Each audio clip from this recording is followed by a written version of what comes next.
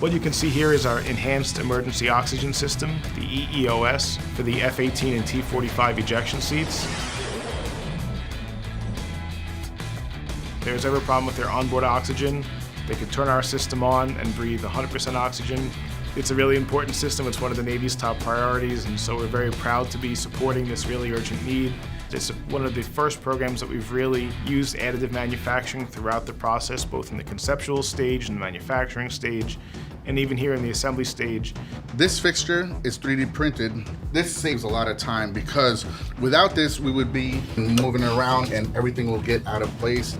The engineers could print this out within a day or two.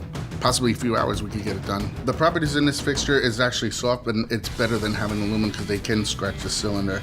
This is our cap assembly fixture. This is designed to help us remove and replace items of spring assembly inside of the cap assembly. Once you put this in here, instead of having 2 or 3 hands, we develop this one hand and remove the pin. We could also just remove and replace all the items inside.